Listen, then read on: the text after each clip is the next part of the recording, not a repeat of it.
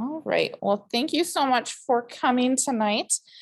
This is Digital Public Library of America Database Tour. So DPLA is what I like to call it for short. And this is a really great resource that's free to everybody. It is not something that we subscribe to here at the library. Anybody who has access to the internet can visit this place. But we're gonna get into that. My name is Amanda. I'm a library assistant here at Middleton Public Library. And I'm excited to show this to you. So it is probably one of my favorites for kind of free stuff out there on the internet. What is it? It is a database, and it brings different collections from lots of different museums and libraries together, and it's in one single platform. So it's a place where you can have access to our society's digitized cultural heritage. So you can find books, images, historical records, and audiovisual materials. And sometimes some of these pictures are going to be of documents. Sometimes the pictures are of physical items, such as like garments, like historical clothing or other things like that, especially if it's coming from a museum. Why would someone want access to that? Well, for one, it's free, and it's coming from libraries all over the nation. So it's not just libraries here in Wisconsin or in our local area. Then you have access to things that you might not otherwise be able to see because of your current location. An example of that is there's things from the Smithsonian and the Library of Congress that are on DPLA. And it also is used as an educational tool, is a large thing that DPLA is used for. So it is full of primary and secondary educational resources for families and for teachers. It is used often for genealogy. There are a lot of family history books or family Bibles that are documented on here as well. State or city history, and just in general academic research as well. But the teaching side of it too is really great because there's teaching guides that I'll kind of show you too. So the place to go for this is just dp.la to get to the website, or you could also just Google DPLA. You don't even need to write out that full name to be able to access it. And again, you don't need any kind of sign up to access it. However, if you want to make lists of things that you're looking at to save, to go back to later, there is a way that you can make a free account that way. And you must use the same browser to access to get those lists, just because the browser is what kind of keeps track of everything. It's a little confusing, but we'll show you that there. So in searching, when you're on the homepage, if you look up at the top here, there are a few tabs. You can browse by topic, by partner. There are exhibitions. We'll take a look at that live in a second. The primary source sets and your lists. And then there's a search bar up at the top. So if I were to search the word libraries, this is an example of what my search results could look like. And it's just kind of an example of, so you're gonna have, each record has an author and a title, and then there's gonna be a date. And sometimes there might be previews of images. And you also have a limiter on the left side for you to decide, oh, I only wanna look at images, or what kind of platforms you wanna look at, news stories, or you just want to see photos, things like that. Again, we're just going to brief kind of over this, and then we'll look at it live. When you click into each record, you're going to see the title, the date that this record was created, and a description. And then if there's an image, you might see the image there, but you could also click view full item to see it enlarged. And it's usually going to open up on another window or tab where that image originates from. So it looks like this one, the partner is from the California Digital Library. So this is a digital library that the entire state of California uses. So it's going to open up another tab or window with the picture from that website. So when you do use this, there are going to be lots of other windows and tabs that should open up, but you should always be able to get back. It should just be another tab or window if you ever get lost. I know when you do research, it can be easy to get lost when you get down the rabbit hole. So for each item, there is a Cite This Item button and also underneath the Add to New List button.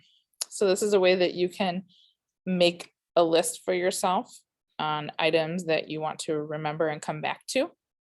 So when you do push that button, you can start a list if you don't have one already, and then hit create.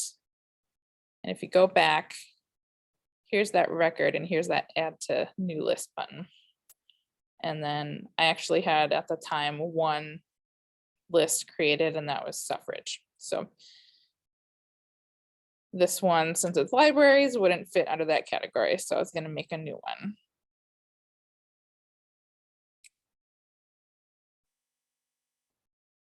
So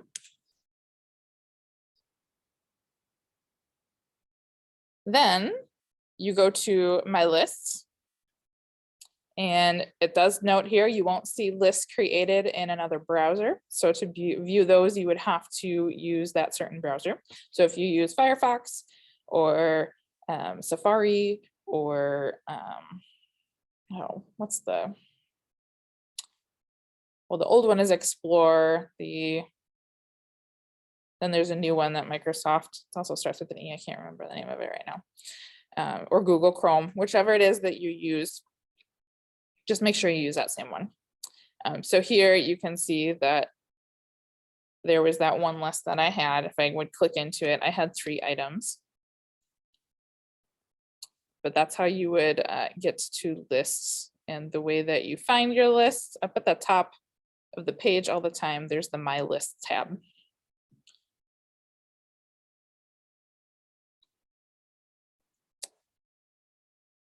Okay, so we kind of started talking about searching with the search bar. Now we're going to go from the top up here, from left to right in our tabs at the top. So the first one is browse by topic.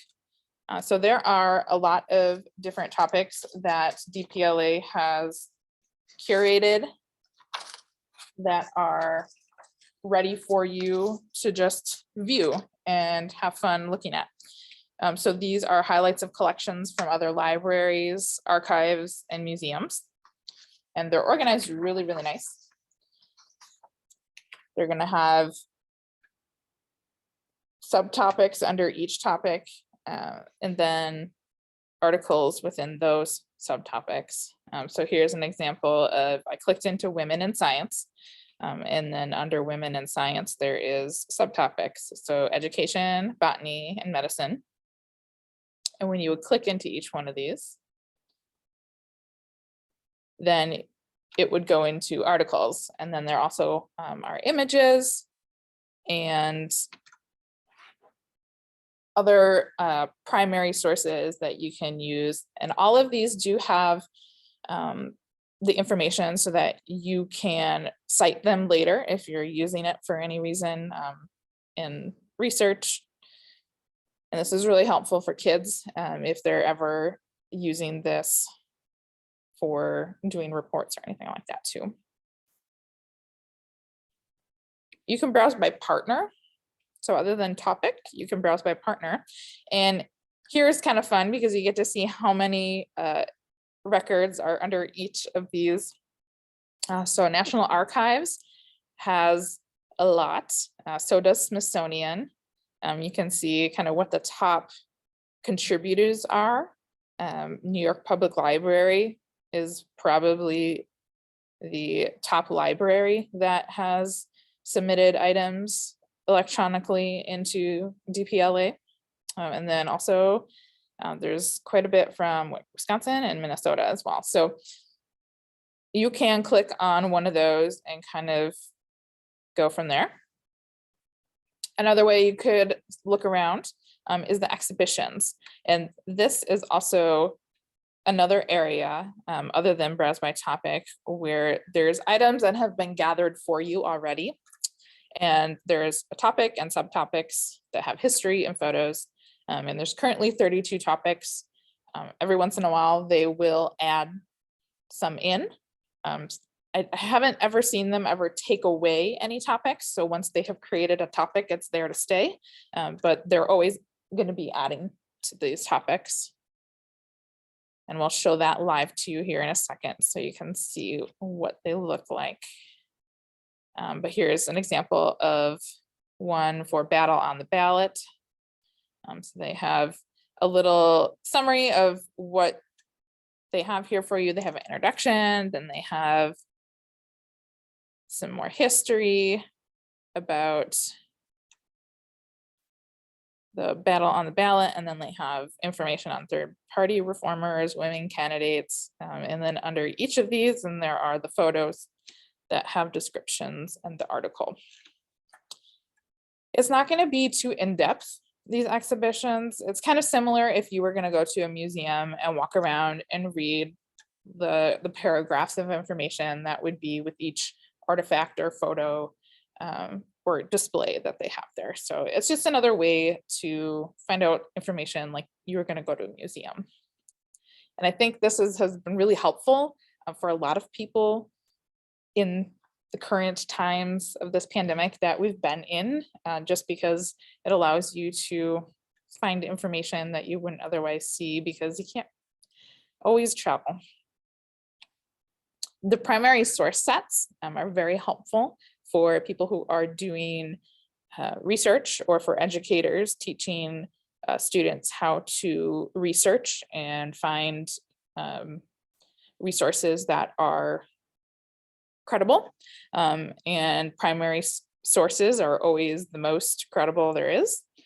So these could be used for teachers. Primary source sets could also be used for homeschooling. They have lessons in each of these that are already put together, and they do work in conjunction with Google Classroom. So I know a lot of schools use Google Classroom. So if you want, you can download all the files and then connect it to your Google Classroom so that your students have access to it right away. All of the questions or worksheets or stuff like that. So it's always a great source. And a lot of teachers don't know about this source as well. So when you click into each topic, it has kind of a short overview and then tells you what the source sets are, talks about the additional resources, and then has the teaching guide so that you can kind of go through the questions with students. And then there's also the little button for share to Google Classroom. But here's kind of an example of what the teaching guide has there. It has class activities and worksheets for all teaching levels, and everything is available for printing and are properly cited.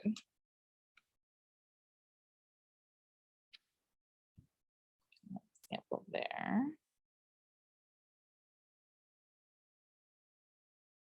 One thing that DPLA is trying to do with having all of this available, with a lot of this being primary sources, is to help people understand how to go about document analysis and researching in a way that is providing credible information to students. So they do have a little course here with document analysis worksheets. I think this is always really good for adults as well, not just children, especially people who haven't grown up in the advent of technology being a part of their education in the same way that it is for students today.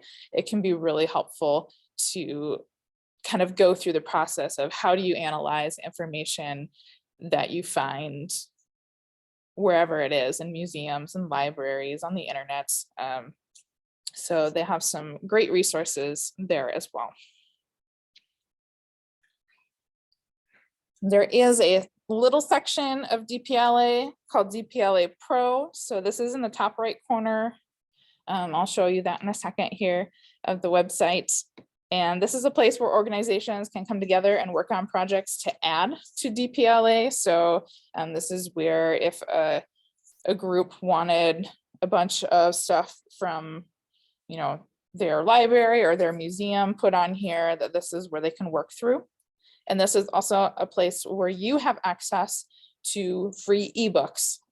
They are going to be like the classics more so, or historical items, but you have access to a lot of things on here, and that's within DPLA Pro. So it is in the ebook section. So it is the open bookshelf is what it's called. And this is an example of what the open bookshelf can look like. And they have lots of different topics. And again, I'm going to show you this here in a second. So if there's something that we don't have here at our library, both physically in the library, or if you ever use Libby, if there's not an ebook in there and it's an older item, it might be found in here on this website. So when you download it, it is I believe it's an MP3 format. So you should be able to download it to like MP3 devices. So I'm going to go ahead and open up the website here so you can see more. But DPLA does have a really great help site for any questions that you might have with how to do searches, or you know, something is acting funny on the website. And there are other digital libraries around. UW-Madison has a digital collection that everybody can have access to. This is also in DPLA, so they have submitted their stuff to DPLA, so you should be able to find it there too. But if for any reason you wanted to check that out, I have that there as well. I'm going to stop sharing for a second, and we'll reshare.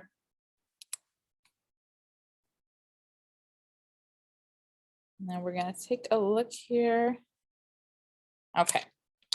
So here is what DPLA looks like today on their homepage. So you have your search bar.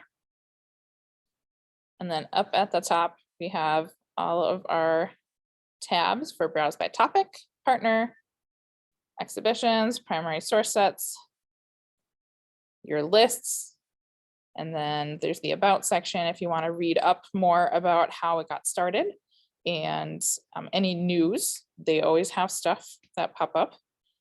You have two different ways that you can get those ebooks that are available. So they do have a nice big button here for that, but also if you click on DPLA Pro up in the top right corner, then you also can get there to the same place. As you scroll down, they are trying to get you to look at their exhibitions. So that's some of the first things. If you have more questions on wanting to know, like, how can I use this for family research? They do kind of lay out a good description of that. And then they have access to the news. And if you want to be informed on their latest information, whether it's new ebooks that pop up in the open bookshelf, you can sign up for their email list. And keep in mind, this is a free nonprofit-based organization, so they're always looking for donations.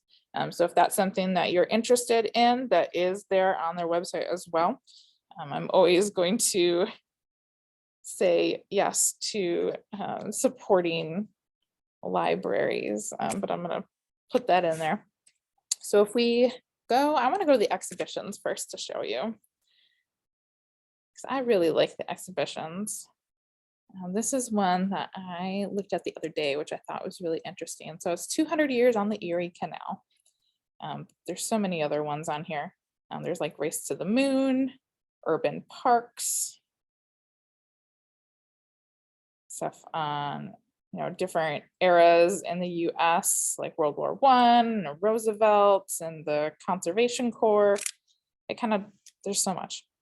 But the 200 years on the Erie Canal.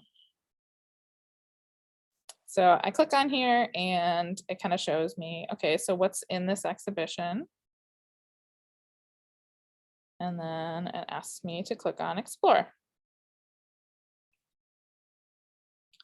So here you can click through and jump through. You don't have to go through it in order, but you can if you want. Then you do have down at the bottom, if you just want to kind of read through it all, you can just click the next button down in the bottom right corner to continue through everything. But they have some historical maps here, and I can kind of click through. They have a little article about it, and then it's cited. Here is, and you do have little boxes that will pop up in here that will have its own sidebar for viewing the item. And that's kind of fun. So you're looking at a digital copy of that item.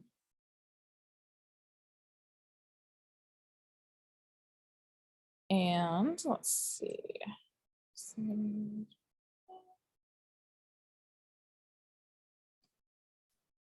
And also, just want to make sure. If you have any questions during this, again, you can always put something in the chat or unmute yourself.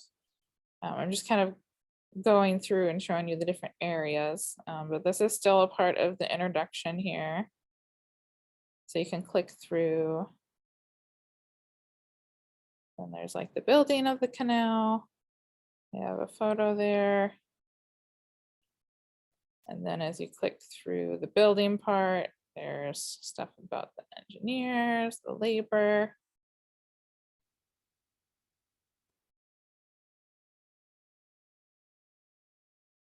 There's information on all the parts. But it's like going to the museum, looking through these exhibitions. You can always close this and it's going to pop back to where we were in DPLA, and you can go back just to the exhibitions themselves. And you can look at something different. You know, and this kind of goes super far back into history, but then there's also more current history or recent history that does show up on here as well. So there is, what was the one? There's World War II, there's history of US public libraries, so that's gonna go up until recent times. And then that one that I had used as an example in the handout is Battle on the Ballot. So that does go to up to current or recent time with elections. So that's what the exhibitions look like. If you browse by topic, that also can be fun to see what is around. So if you wanted to maybe browse by baseball, there's subtopics within that topic. You can do the history of baseball between these different dates. African Americans in baseball or women in baseball. That one's kind of fun just because that has a history here in Wisconsin with the Racine Bells, which is the team that the movie is made after. So you can read up and see all the different stuff that has been put into DPLA on this topic. And if I click into one of these, so let's see. If I click onto this photo, it'll show me a record. It's from 1908. Kind of the subjects, where it comes from. Shows you the format of this photo, what file type it is, if that matters. If you're going to download this and use it anywhere, you know, you might need to know that information. And then I can say view full image, and it's going to open up this on Washington, University of Washington's website. So like I said, it's going to open up another tab. And give me this item. So when you are in each item, when you're looking at the view this item button, it's going to the original website. So the way that you would download or print these images might vary because of the fact that it's going to the original website.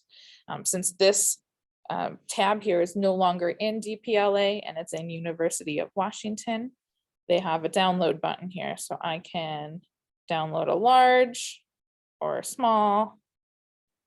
Say allow, that's going to go into my downloads. And there I have the photo. Again, when you are doing things like taking photos like that from here, if you're going to use it anywhere that needs citation, I would recommend that you collect that citation information before you leave. But you can also print it from here too. And then if I would close the tab, then I'm back to DPLA. So again, it opened it in a new tab. If for some reason I wanted to save this and not print it right now, or I didn't even want to download it onto my computer, I could hit that orange add to new list button. Maybe I just wanted to make a list called baseball and hit create. So it said it created it and added the item. So now if I go to my lists up at the top, I see I have now created a baseball list and it says it has one item in it. And when I click in there, it's going to show me which one it is. And I can create lots of other ones. Maybe I wanted to do like a World War II one. And you can use your back and forward buttons on your browser. But again, these lists only stay here if you are using the same browser. So if I go and use Google Chrome instead of Safari, because I'm on Safari right now, then it's not going to save those lists. It's by using the browser. Okay, and then let's see, let's look at the browse by partner. If you wanted to see all the stuff that came from the Smithsonian, once you click there, it's literally a big giant list. So if you ever do it by partner, I would suggest use your limiters that are on the left side. So you can say, oh, I only want images, or if you're looking between a certain year, or if you're looking for a certain location or language, collection. So this would be the subject that it's in. Is it, flowering plants and ferns, or are you looking for stuff about stuff that's in the Smithsonian American Art Museum collection? Or you look, you can just, so let's go into that one. Maybe I only want to look at those items. So there's all kinds of things in here. This looks like, says this is a correspondence from David to hello friends to operate instructions. Subjects, let's see here. Robert Watts. Yeah, I don't even know what that says. So if we view it, we'll see.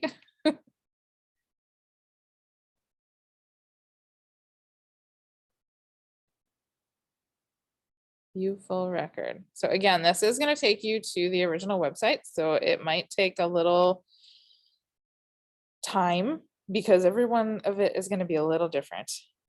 Okay, so it looks like it's just some kind of letter of instructions that was put in the Smithsonian. Not really anything I need to look at, but just an example of how you can get to those different items. Let's see here.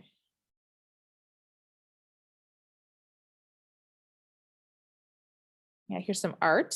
So if you wanted to take a look at some different art, it looks like this is from the American Art Institution. It is color, woodcut on paper. Tells you about the artist, where they were from.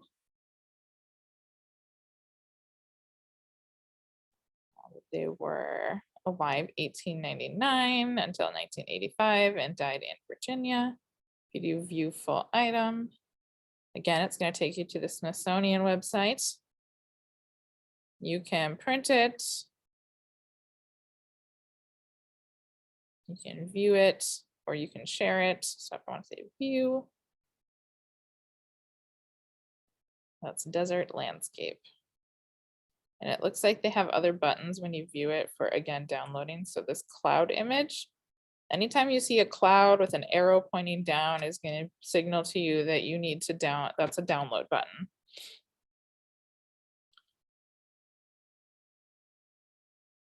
So if I wanted to do that, I could. If I close this out, then I'm going to have go back to DPLA. So I could make a list called art. Maybe I really like that. This can be really helpful if you're doing any kind of course.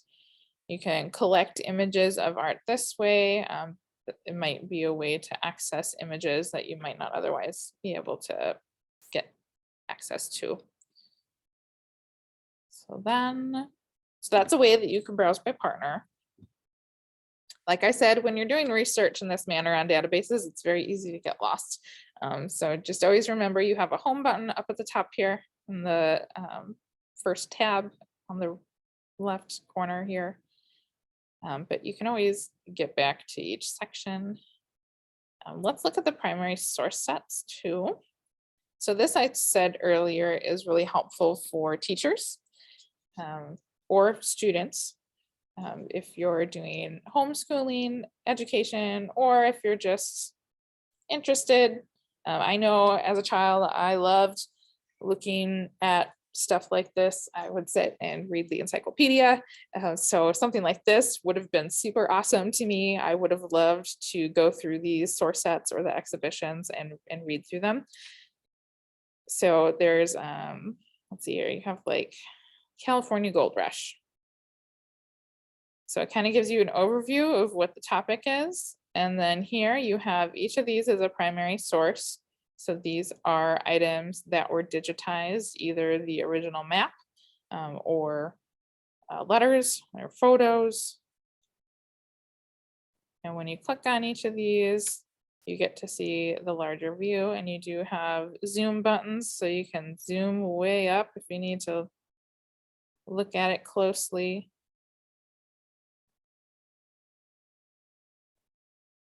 And if you're looking, if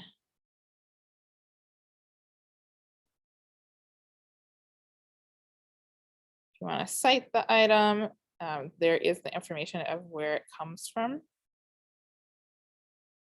So it's just kind of a way to go through and look at items. So underneath the source set, you also have additional resources that pop up. So this is where a lot of this came from. Some of it came from PBS, some of it came from items that are in DPLA, and some of it originates from California. And then you have the teaching guide. This is where you're going to have discussion questions and classroom activities.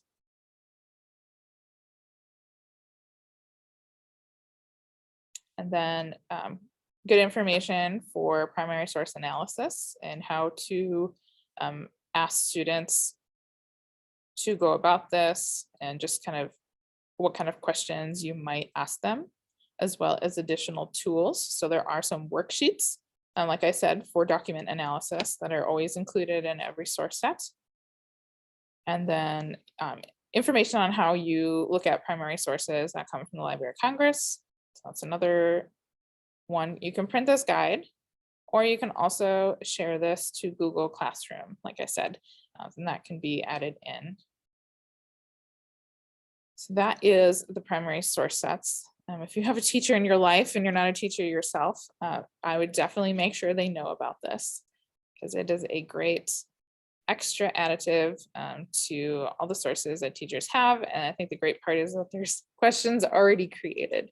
You know, a lot of teachers' time is spent creating those lessons. So when you have things already put together for you, that's just the cherry on top for them, I think. Again, you can look at your lists.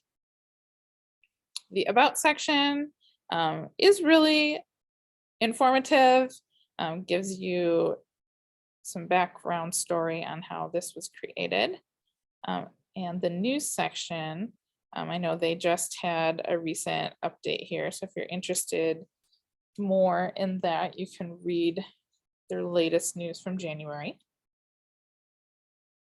Last thing I want to show you before we're done here is how you access those ebooks. So like I said, you could do it from home, or you can click on DPLA Pro. If you do that, you want to scroll down to ebooks. And there's going to be a few different areas here. So you have, as you scroll down, you can buy content.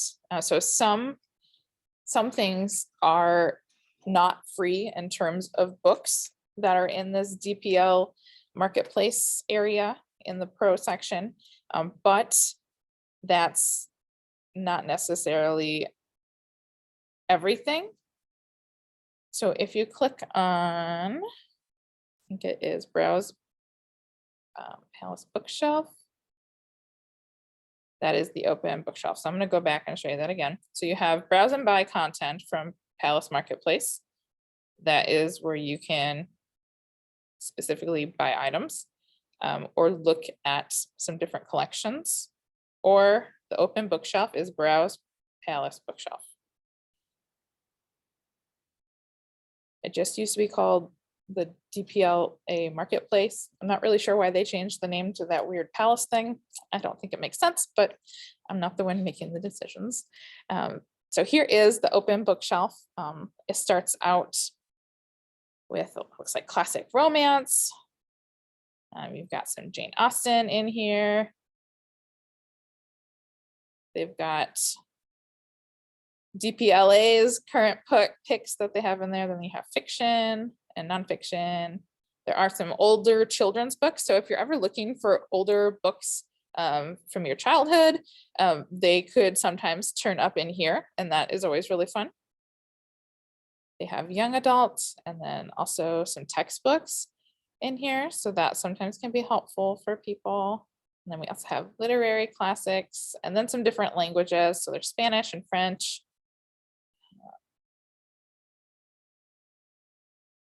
There's a lot of stuff here. So let's just take a look at one of them quick before we're done here. So how about let's do the Scarecrow of Oz. Why not? So if I click on it, I can see which one this is. This is the one that was published in 1915. It shows me that this is EPUB. This is open access and it's available for you to keep. So once it's downloaded to your computer, it's there forever unless you put it in your computer's trash. So it doesn't go back like Libby. And here are some other Oz books that they also have. But we're gonna go ahead and hit download EPUB. And of course, my computer is like, are you sure you want this? So I'm gonna open that up. And it'll usually open up either in your reader or here on my Mac, it's gonna want to open up in the Apple Books. And there it is. So it's new. And it's just EPUB. So you can transfer this wherever you want to. If you want to put it on your Kindle, you can do that. But it's on your computer, it's yours to keep. And then kind of go through, read it just like a regular ebook. So that is how you would go about downloading a book. It's really easy. They don't have too many steps in here. So it's, I think, one of the easiest ways out there on the internet when you're just downloading EPUBs and not going through lots of different organizations that way. There's a search bar. If you're ever looking for something, you can go that way. Or you can kind of go through each section. When you click on the more, that's going to give you everything. Now they're always adding to this. So if you ever sign up for that, I'm going to go back here. The DPLA news, if you put your email in, you could say, I only want to know about ebooks instead of everything else. And then you would know when they have new ebooks put in. So there's a lot of stuff within the DPLA Pro that I'm not really going to talk about, just because the main part that we want to talk about is the database section and searching. So this is going to be the main place you go, other than getting your ebooks. So I think that's probably about it. Again, I'm going to, for anybody who might have come after the fact, I'll add the handout in the chat again. That also is also going to be put on our website by Friday, and as well as this recording. And you would just need to click to open the PDF in the chat to be able to get that to your device. But it's just kind of an overview of what we just looked at in case you need anything to look at later. But thank you so much for coming. If you have any questions, can stay for a few minutes and chat. Otherwise, thanks for coming, and I hope you have a good night.